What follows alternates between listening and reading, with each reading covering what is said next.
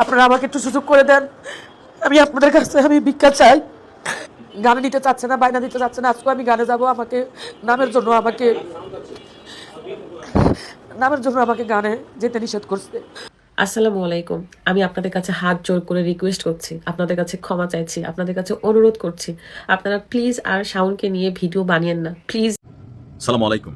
অনেকে আমাকে আজকে গালাগালি দিবেন, বাট আমি আমার জায়গাটা প্রকাশ না করলেই না। আল্লাহর রাসূলের সময় যখন ইসলামের স্বর্ণযুগ ছিল বা খলিফাদের সময় ছিল, সেই সময় কি মক্কা এবং মদিনায় অমুসলিম ছিল না? ছিল। আসসালামু আলাইকুম ওয়া রাহমাতুল্লাহি ওয়া বারাকাতুহু। সম্মানিত দর্শক, ভিডিওটা যে যেখান থেকে প্লে করেছেন তাদেরকে অসংখ্য অসংখ্য ধন্যবাদ।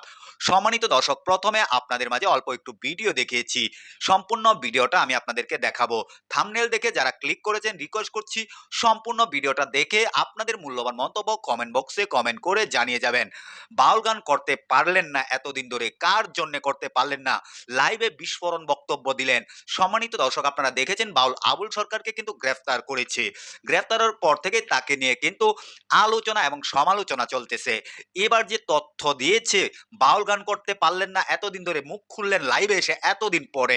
সম্মানিত দর্শক, কয়েকটা ইন্টারেস্টিং ভিডিও আমি আপনাদেরকে দেখাচ্ছি, অবশ্যই সম্পূর্ণ ভিডিওগুলো দেখে আপনাদের মূল্যবান মন্তব্য দর্শক কমেন্ট বক্সে কমেন্ট করে জানিয়ে যাবেন। চলুন আর দেরি না করে আমরা সম্পূর্ণ কথাগুলা আগে শুনে আসি। তো তারাই তো মুসলিম হয়েছে, তাই না? এখন তারা কিভাবে মুসলিম হয়েছে? আল্লাহ রাসূলকে তরবারি নিয়ে তাদের গলায় ধইরা, অথবা তৎকালীন সময় যে সাহাবারা ছিলেন তারা কি মানুষের ঘাড়ে বা তাদের যেই বাড়িঘর আছে বা তারা যেই পৌত্তলিক বা ধরেন বিভিন্ন ইস্যুতে বিশ্বাসী ছিল, মূর্তি পূজা করতো, অনেক কিছু করতো, তাই না? আমরা জানি আইয়ামে জাহিলিয়ামের যে যুগ। তো সেখানে ইসলাম কিভাবে বিকশিত হইল? ইসলাম বিকশিত হইল মুসলমানদের সুন্দর আচরণ কাউন্সিলিং বোঝানোর মাধ্যমে। কাউরে দৌড়াইয়া, কারো বাড়িঘর ভাইঙা, জোর করে গালাগালি করে, বকাবকি করে, দেশ থেকে বিতাড়িত করে কাউকে কিন্তু ইসলামের পথে আনা হয়নি। আজকে বাংলাদেশে যে ঘটনাটা গতকালকে ঘটছে বাউল শিল্পীদের সাথে বা ফকির সাধু যারা আছেন তাদের সাথে, এই ঘটনাগুলো আসলে কি যৌক্তিক? তৌহিদি জনতা যারা আছেন মাশাআল্লাহ ভালো কাজ করতেছেন আপনারা অনেক দিকে, কিন্তু এই কাজগুলো যেগুলো করছেন কয়েকদিন পরে পরে মাজার ভাঙা, আমি মাজারে বিশ্বাস করি না, বিশ্বাস করেন আমি কোনো মাজারে টাকা দিই না, তো যে বিশ্বাস করে সে করে। আমার কাছে আকীদাগত ইস্যুতে অনেকের সাথে ভেজাল থাকতে পারে, কিন্তু আমার পছন্দ হয়েছে না। আজকে আমার হাতে একটু পাওয়ার আছে, 100 জন মানুষ 1000 মানুষ একদিকে ডাক দিয়া একজনের বাড়ি ঘর তাদের মানে সম্পত্তি সব আমি নষ্ট করে দিব, মাইরা ফেলবো, পিটাই ফেলবো। এটা কি আসলে বাংলাদেশ? এটা কি শান্তির বাংলাদেশ হবে? কখনোই। এটা কি উচিত আসলে? গতকালকে মানিকগঞ্জে তৌহিদি জনতার ব্যানারে বাউল শিল্পীদের সাথে যে ঘটনা ঘটেছে সেটার আমি তীব্র নিন্দা জানাই। দেখেন, এই দেশটা কৃষ্টি, কালচার, সংস্কৃতিতে অনেক কিছু এখানে কানেক্টেড। এখানে অনেক মত, ধর্ম, বর্ণের মানুষ বসবাস করে, প্রত্যেকেরই ভূখণ্ড বাংলাদেশ। একজন বাউল শিল্পী যদি এসে আমার জোর করে গান শোনায়, আমার ঘরে ঢুকে টুংটাং করে, আমি তখন তার বিরুদ্ধে হয়তো দুইটা কথা বলবো, কিন্তু তার বাড়িতে বসা, তাদের জায়গাতে বসা তারা প্রোগ্রাম করতেছে, আমরা আমাদের ওয়াজ করতেছি, হিন্দুরা হিন্দুদের পূজা করতেছে, যার যার এলাকায় শেষে করবে। এক একটা সময় এক একজনের একটা রেসপেক্ট থাকবে, কিন্তু এই নিয়ে তাদের বিশ্বাসের উপরে আপনি এভাবে দাড়ি টুপি রাইখা পাঞ্জাবি পড়া যখন এই ঘটনাগুলো ঘটাচ্ছেন, এই সব মুসলমান, আমি তো একজন মুসলমান, আমি তো পছন্দ করলাম না, তাহলে ও মুসলিমরা আপনাকে কি ভাবছে? বা সরকারে যারা আছেন বারবার বার্তা দিচ্ছেন, এই সরকারটার যোগ্যতাটা নিয়ে মানুষ প্রশ্ন তুলতেছে যে সরকারের তাহলে কি পরোক্ষভাবে এখানে ভূমিকা আছে? তাদের বিরুদ্ধে কোনো আইনি ব্যবস্থা নেওয়া হচ্ছে? একের পর এক ঘটছে। ও ফেসবুকে স্ট্যাটাস মারাচ্ছে আমাদের সরকারের পক্ষ থেকে, তো সরকারের কি ফেসবুকে স্ট্যাটাস দেওয়া কাজ? মাহফুজ ফেসবুকে লেখছে, উচিত না, অ্যাকশন কে নিবে? ঘটনার প্রেক্ষাপট হচ্ছে এই ঘটনায় 4 জন আহত হয়েছে। আমি একজনকে দেখছি পানিতে উনি লাফাইয়া পড়ছেন, লাথি মেরা ফালাই দিছে, আপনারা রাস্তা থেকে ঢিল দিয়ে মারতেছেন। এটা কি ইসলাম? আসলে তৌহিদি জনতা তো ইসলামকে আপনারা প্রমোশন করতে আসছেন, বাট এটা ইসলাম? ঘটনার প্রেক্ষাপটটা কি দেখেন, 11টার দিকে পৌরসভার দক্ষিণ সেউতা এলাকায় এই ঘটনা ঘটে। এখানে বলা হয়েছে যে ইসলাম ধর্মকে নিয়ে বিতর্কিত মন্তব্য করায় গ্রেপ্তার বাউল শিল্পী আবুল সরকারের শাস্তি এবং মুক্তির দাবিতে পাল্টাপাল্টি কর্মসূচি এখানে হয়েছে। আচ্ছা, শাস্তি কে দিবে? দেশে আইন আছে, আদালত আছে। মুক্তিকে দিবে? আইন আছে, আদালত আছে। এখন আমরা আইনের প্রতি শ্রদ্ধাশীল না। এখন যারা লোক গ্রেপ্তার হয়েছে, আবুল সরকার খুবই কুলাঙ্গার টাইপের একটা লোক, আমি তার পছন্দ করি না। বাবা, তুই তোর গান গা, তুই তোর বাউল কর, তুই তোর সুফি সাধনা কর, কিন্তু ইসলামকে নিয়ে গুতা দিলে তোমার তো পিঠের চামড়া থাকবে না। বাউল সরকার যে আছে, আবুল সরকার বাউল শিল্পী, তারই ব্যক্তিগতভাবে হালকা ধোলাই দিয়া সরকারের কাছে দিয়ে দেওয়া, সেটা ঠিক আছে, কিন্তু তার যারা সমর্থক আছেন বা তার মুক্তির জন্য তারা যাদের অনুসারী আছেন বা এই মাযহাবটাকে বিশ্বাস করেন, তারা তাদের মতন একটা প্রোগ্রাম দিছে, আমরা কেন পাল্টা প্রোগ্রামটা দিতে হবে? এটাতে কি হইলো? দেখেন, গ্যাঞ্জাম লাগালে তো লাগানো সোজা, রাখবেন না, মাইরা ফেলবো, ছিঁড়া ফেলবো, দ্যাটস নট ইসলাম। এটা ইসলামের সৌন্দর্য বাড়ায় না। আপনি এই দেশে এখন আর মানুষ মুসলমান হইতেছে না কেন? এরকম অ্যাক্টিভিটি দেখলে হবে যে ওরে বাবারে ভারতে যখন বিজেপি এই মোদীর সরকার কট্টরপন্থী অ্যাক্টিভিটিস করে আমরা কি হই, গোসা হই। ফিলিস্তিনে যখন ইসরায়েলিরা সেখানে ইয়াহুদি ধর্মবিশ্বাসের কারণে ঘটনা ঘটে আমরা বিক্ষুব্ধ হই, আমরা প্রতিবাদ করি। কিন্তু আমার দেশেই ইসলাম নিয়ে যে কটূক্তি করছে তার বিচার সর্বোচ্চ রাষ্ট্র থেকে দৃষ্টান্তমূলক হওয়া উচিত, ফাঁসি দিয়ে দেওয়া উচিত। ভাই তোমার ধর্ম তোমার, তোমার বিশ্বাস তোমার ভালো লাগে তুমি করো, তুমি আমারটা নিয়ে কথা বলার সুযোগ নেই। আমরাও আবার তাদেরটা নিয়ে কথা বলার সুযোগ নেই, বা তাদের বিরুদ্ধে গিয়া এরকম মত তৈরি করা, এটা আমার কাছে পছন্দনীয় হলো না। জানি আমার গালাগালি করতেছেন করেন। এখন এখানে যারা আহত হয়েছে, এখানে আবুল সরকারের যারা সমর্থক আছে তারাই। পুলিশ এবং স্থানীয় সূত্র বলছে পূর্ব ঘোষণা অনুযায়ী আজ সকাল 9টার দিকে মানে গতকালকে তৌহিদি জনতার ব্যানারে আবুল সরকারের শাস্তির দাবিতে একটা বিক্ষোভ মিছিল আপনার হাজার হাজার মানুষ বাস স্ট্যান্ড এলাকা থেকে বিজয় মেলার সামনে গিয়ে শুরু করেন। এ সময় আবুল সরকারের মুক্তির দাবিতে তার অনুসারীরা আপনার বিজয় মেলা মাঠের ভেতরে শহীদ মিনারের কাছে সমবেত হন। এরপরে শুরু হয় দুই দলের ধাওয়া পাল্টা ধাওয়া। মাইর খেয়েছে কারা? বাংলাদেশের বিভিন্ন জায়গায় শুধু বাউল শিল্পী আবুল সরকার ইস্যুতে না, মাজার ভাঙা হচ্ছে কন্টিনিউ। ইসলাম শান্তির ধর্ম। ইসলাম কিসের ধর্ম? শান্তির ধর্ম। আমি সম্ভবত একটা হাদিস শুনছিলাম যে আল্লাহ রাসূলের জীবনটা তার সাথে দেখেন শিক্ষণীয় কি, এটা বুখারীর হাদিস নাকি সহিহ মুসলিমের হাদিস একটু জানাবেন। যে আল্লাহ রাসূল উপস্থিত ছিলেন, ওনার সামনে এসে একজন ইয়াহুদি বা একজন অমুসলিম সে মসজিদের বিষয়ে প্রস্তাব করে দিছিল। আমরা হলে তো তারা কল্লা ফালাই দিতাম। আল্লাহ রাসূল তারে বুঝাইছে, নসিহত করছে, তাই না? ইসলাম তো সৌন্দর্য ছিল ওইটা। সার্বিকভাবে যেগুলো হচ্ছে এগুলো বাংলাদেশের জন্য কল্যাণকর না। আজকে আপনি করতেছেন, কালকে বাউল শিল্পীরা করবে, পরশুদিন আবার আপনি করবেন, মানুষ মরবে, মানুষ প্রাণ যাবে, রাষ্ট্রের মধ্যে অস্থিতিশীলতা তৈরি হবে। কার লাভটা কি হয় বলেন এগুলো কইরা? প্রত্যেকের উচিত আপনার ধর্ম আপনি পালন করেন, আপনার মত আপনি পালন করেন, আপনার বিশ্বাস আপনি পালন করেন, ঠিক আছে? যে যেমনি কইরা ভালো থাকেন, কিন্তু আপনি অন্য ধর্ম নিয়ে অন্য মত নিয়ে বিরূপ মন্তব্য করবেন না। করলে কি হবে?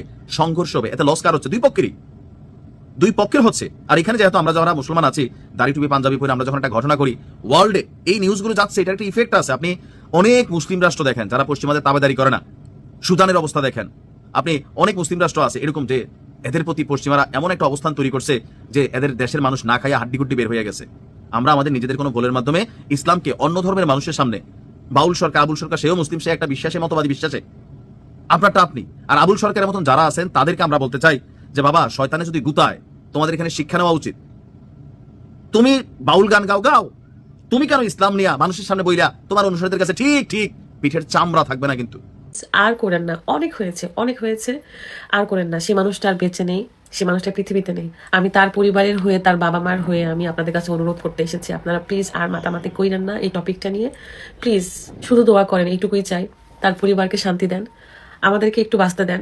কারণ এই বিষয়টা না এত বেশি মাতামাতি হয়ে গেছে যে সোশ্যাল মিডিয়ায় তো ঢোকা যাচ্ছেই না। তার বাবা মাও বিরক্ত, তার বাবা মাও কষ্ট পাচ্ছে যে আমার ছেলেটাকে নিয়ে এত এত কথা বলতেছে সবাই।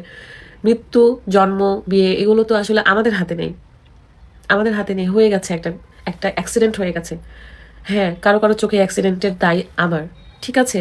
আপনারা আমাকে যা খুশি বলেন, কিন্তু প্লিজ শাওনকে নিয়ে আর কথা বললেন না। প্লিজ হাত জোর করে রিকোয়েস্ট করছি, আমি ক্ষমা চাইছি। আমি গতকাল রাজশাহী থেকে ঢাকায় আসছি, এত খারাপ সিচুয়েশনের মধ্যে আমাদের আসতে হয়েছে। আমরা বাধ্য, কারণ আমরা অনেক কোম্পানির সাথে দায়বদ্ধ কাজ করা নিয়ে, কারণ আমরা পেমেন্ট তো নিয়ে রাখি, যেটার কাজ ডেলিভারি দিতে হয়। কাজ করতে আসছি তো আমার ফেসবুক পেজ, ইউটিউব, টিকটক কোথাও আমি সেই অ্যাক্সিডেন্টের পর থেকে একটা সিঙ্গেল ওয়ার্ড পোস্ট করি নাই। আজকে এই ভিডিওটা করার একটাই কারণ, আমি গত একটা ইন্টারভিউ দিয়েছি, আমি টোটাল 2টা ইন্টারভিউ দিয়েছি। একটা এখনো আপলোড হয়নি আরজে নীরব ভাইয়ার, সেটা আপনারা দেখে নিন। সেটা আমি খুব রিল্যাক্স মুডে ইন্টারভিউটা দিতে পেরেছি, সব কথা বলতে পেরেছি, কারণ সেটা একটা ঘরের মধ্যে ছিল। আর আপনারা যে ইন্টারভিউটা এখন দেখেছেন, যেখানে আমার ফেসে হাসি দেখতে পাচ্ছিলেন, সেই ইন্টারভিউটা সেটাও স্টুডিওর ভিতরে ছিল, কিন্তু অনেক 15-20টা শুধু ক্যামেরা ছিল, অনেক মানুষ ছিল। আমি এত জার্নি করে ঢাকায় আসছি, আমি খুব ঘাবড়াচ্ছিলাম, খুব টেনশনে ছিলাম। তো আমি খুব ঘাবড়িয়েছিলাম। আমি যতটুকু পেরেছি সবার মধ্যে আমি এক্সপ্লেন করার চেষ্টা করেছি, কিন্তু যখন বলেছি যে আমার শাওনের বুকে মাথা দিয়ে আমি তার ধুক ধুক এই আওয়াজটা শুনতে পেয়েছি, তো আমি তখন এই যে এখন যে হাসলাম, তার মানে কি আমি হেসে কথা বলতেছি আপনাদের সাথে। এখন কিন্তু আমি একা, ঘরে কেউ নাই, আর ওখানে একটা এত বড় স্টুডিও, এতগুলো মানুষ, এতগুলো ক্যামেরা, এভাবে তো আমি কখনো ইন্টারভিউ দেই নাই। এখন যেমন আমি বলবো, রাদের বাইক, রাদের হেলমেট শাওন খুব পছন্দ করতো, এই জন্য আমরা তাকে সেই হেলমেট, সেই বাইকটা দিয়েছিলাম। তার মানে কি আমি এখন হেসে কথা বলছি? এতগুলো মানুষের সামনে আমি কি মুখ হাফ করে কথা বলতাম? আমার মন ভালো নেই, কিন্তু এতগুলো মানুষ, এতগুলো ক্যামেরার সামনে তারা আমাকে প্রশ্ন করতেছে। আমার কাছের মানুষ চলে গেছে, কষ্ট পাচ্ছি, আপনাদেরকেও সামলাতে হচ্ছে। কেন? আমার তো এটা করার কথা ছিল না, সোশ্যাল মিডিয়া সামলানোর কথা ছিল না, কিন্তু আমার করতে হচ্ছে, কারণ ভাগ্য খারাপ। যখন বিপদ আসে তখন চারিদিক থেকে বিপদ আসে। এই যে আমি হাসলাম, তার মানে কি আমি খুব ভালো আছি? আমার এই শাস্তি সারা জীবন পেতে হবে। অপরাধের শাস্তিটা মনে হচ্ছে আমি অপরাধ না করেও অপরাধীর মতো ফিল হচ্ছে। এই শাস্তিটা সারা জীবন পেতে হবে আমার। চাচা চাচি আমাকে অনেক ভালোবাসে, রাতকেও অনেক ভালোবাসে। রাধে নিজে চাচা চাচি অনেক বেশি ভালোবাসে আমাদেরকে বুঝে। শুধু কিছু মানুষ ব্যতীত যারা আমাকে হয়তো পার্সোনালি পছন্দ করে না, তারাই শুধু আমাকে নিয়ে খারাপ কথা রটাচ্ছে। আপনার আমাকে পছন্দ নাই হতে পারে, আপনি আমাকে নিয়ে কথা বলেন, কিন্তু প্লিজ আর শাওনকে নিয়ে কথা বলেন না। আমি আরো এই ঘটনার ডিটেলস আরজে নীরব ভাইয়ার ইন্টারভিউ বলেছি, আপনারা ওটা শুনে নিন। এরপর থেকে আমি এই বিষয়গুলো নিয়ে আর কথা বলবো না, কখনোই বলবো না। এমনকি এখন যে ভিডিওটা করছি, এই ভিডিওটা কিন্তু আমার পেজ, ইউটিউব, টিকটক কোথাও পাবেন না, কারণ আমি ভিডিওটা ছাড়বো না আমার কোনো প্ল্যাটফর্মে, বরং আপনাদের মাঝে আমি এটা দিয়ে দিব, কোনো একটা মেসেঞ্জারে কাউকে দিয়ে দিব, সে আপলোড দিয়ে তারা ছড়াই দিকে ভিডিওটা। কিন্তু আমি আমার পেজে শাওনের বিষয়ে কথা বলে, মৃত্যু বিষয়ে কথা বলে ভিউ কামাইতে চাই না, টাকা ইনকাম করতেও চাই না।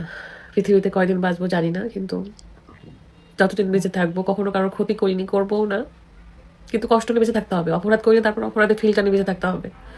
আমার ভাগ্যে এরকমই লেখা ছিল। আমি ভেবেছিলাম আমার সুখ শেয়ার করলে আপনাদের ভালো লাগবে, কিন্তু ভালো হয়নি। আমার শুধু ক্ষতি হয়ে গেল, আমার ভাইয়ের জীবন চলে গেছে। যাই হোক, কষ্ট কেমন, ফিলিংস কেমন, অপরাধের শাস্তি সারা জীবন বয়ে বেড়ানোর ফিলিংস কেমন, সবই বুঝে গেছি আমি। আমার এভাবে বেঁচে থাকতে হবে। সবাই সামনের জন্য দোয়া করবেন, আর প্লিজ এই মানুষটাকে নিয়ে আর বাড়াবাড়ি করেন না, প্লিজ করেন না। সবাই একটু স্টপ চান, দোয়া করেন, দোয়া করেন। আমি আপনাদের কাছে অনুরোধ করে বলছি, আমার কি অপরাধ? এখন আপনারা বলেন, যদি আপনারা এই নাম, আজকে দেশের শেখ হাসিনা ছিলেন, তার নাম ছিল শেখ হাসিনা, সে দোষ করছে, সে দোষের ভাগী আমি একজন ক্ষুদ্র মানুষ, আমি বাউল গান করে বেড়াই, আমার এই নামের জন্য আমি কোনো প্রোগ্রাম করতে পারতেছি না। তা আমার কি অপরাধ? এই নামে তো আরও মানুষ আছে। আমি স্টেজে গেলে আমার স্টেজ থেকে নামাইয়া দেয়, আমাকে গানে নিতে চাচ্ছে না, বাইনা দিতে চাচ্ছে না। আজকে আমি গানে যাব, আমাকে নামের জন্য আমাকে গানে যেতে নিষেধ করছে। আমি আপনাদের কাছে অনুরোধ করে বলছি, আমার কি অপরাধ? এখন আপনারা বলেন, যদি আপনারা এই নাম আমাকে দেখতে না চান, তাহলে আমার কি নাম রাখলে আপনারা খুশি হবেন?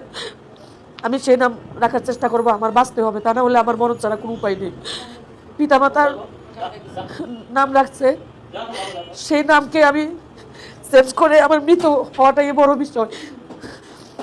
নাম চেঞ্জ করা মানে একটা জীবিত মানুষ মৃত হওয়া। তা আমি মনে করি যে আমাকে মেরে ফেলছে মানুষ এই নামটির কারণে। আমি গান করে বাঁচতে চাই, আপনারা আমাকে একটু সুযোগ করে দেন। আমি আপনাদের কাছে ভিক্ষা চাই। আমি গান ছাড়া বাঁচবো না, গান না করলে আমি বাঁচি না। না খাইও থাকতে পারবো, কিন্তু গান না করে আমি থাকতে পারবো না। বাউল শিল্পী হাসিনা সরকার হিসেবে সারা বাংলাদেশের মানুষ আমাকে চেনে।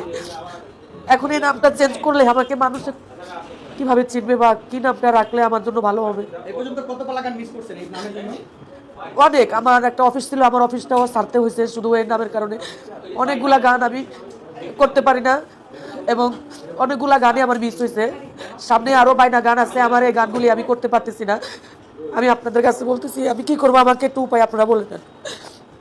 গান কমিটিতে কি বুঝায় বলা হয়েছে যে আপনি কেন এটা করলেন, বা আমার নামের সাথে তো তার সাথে কোনো সংযোগ নাই, তো কেন এটা কমিটিকে বলা হয়েছে যে এই নামে তো অনেক শিল্পী আছে, কিন্তু বলতেছে এটা তো স্বৈরাচারী নাম, এই নাম নেওয়া মুখেও চলবে না, এই নাম নিয়ে গান গাইতে পারবে না, এই নাম মুখে নেওয়াও পাপ। আজকে গান ছিল কার সাথে? আজকে গান ছিল আমার উস্তাদ লতিফ সরকারের সাথে। সেইখান থেকে যখন আমার নামটা বলার পরে আমার বললো যে স্বৈরাচারী নামটা আপনি কি করে মুখে আনলেন? এই স্বৈরাচারী নামে আমরা কোনো শিল্পী আনতে চাই না, আর এই ধরনের শিল্পী আমাদের স্টেজে গান গাইতে পারবে না। আমি তো বাংলাদেশে তো আমরা যতটুকু জানি এই নামে তো অনেক লোক আছে, সেই ক্ষেত্রে আপনার প্রভাবটা কেন পড়লো এই নারীর কারণে? এই নামের কারণে অনেক নাম আছে, কিন্তু সবাই তো আর স্টেজে গান করে না, সবাই তো আর যতটুকু জানি, আরেকটু মাঝখান থেকে বলেছে, জানি যারা বাউল গান করে তাদের তো নাম থাকে, বিভিন্ন একটা ওয়ারিশ সূত্রে নাম থাকে, যেরকম দেওয়ান বা যেরকম ইয়ে থাকে। তো আপনার কেন এটা? তো আপনার কমিটির বুঝাই বললে তো আমার মনে হয় হয়ে যেত। কমিটি তারা কে বুঝাই বলার পরও কি গান এভাবেই করলো? হ্যাঁ, তাদেরকে বুঝাই বলা হয়েছে, তারপরে বলছে না, স্বৈরাচারীর নাম আমরা মুখে নিতে পারবো না, আমাদের স্টেজে এই নাম দিয়ে কোনো গান শিল্পী গাইতে পারবে না। আমি তো সিজন আসছে পর্যন্তই তো আমি ঘরে বসা, অন্তত প্রায় 6-7 মাস আমার ঘর ভাড়া বাচ্চা, আমি ঘর ভাড়া দিতে পারতেছি না, আমার ছেলে লেখাপড়া করতেছে, কলেজের বেতনও দিতে পারতেছি না, ঠিকমতো ভালো করে বাজার সদাই করতে পারতেছি না, ভালো করে আমি একটা পোশাকও পরতে পারতেছি না, আমি বাসা থেকে বের হইতেও পারতেছি না। এখন আমি কি করবো, আমাকে একটু বলে দেন আপনারা। সম্মানিত দর্শক, এই যে কয়েকটা ভিডিও দেখিয়েছি, এই ভিডিও দেখে আপনারা কি বুঝতে পারলেন অবশ্যই কমেন্ট বক্সে কমেন্ট করে জানিয়ে যাবেন। ওনারা যে কথাগুলো বলেছে সেই কথাগুলো কতটুকু যুক্তিসঙ্গত এবং কথাগুলো কতটুকু সত্য হতে পারে সেটা দর্শক আপনারা কমেন্ট বক্সে কমেন্ট করে জানাতে ভুলবেন না। ভিডিওটা সর্বোচ্চ পরিমাণ শেয়ার করে সবাইকে দেখার সুযোগ করে দিবেন। সবাই ভালো থাকবেন, সুস্থ থাকবেন। পরবর্তী কোনো একটা ভিডিওতে আপনাদের সাথে দেখা হবে। আসসালামু আলাইকুম।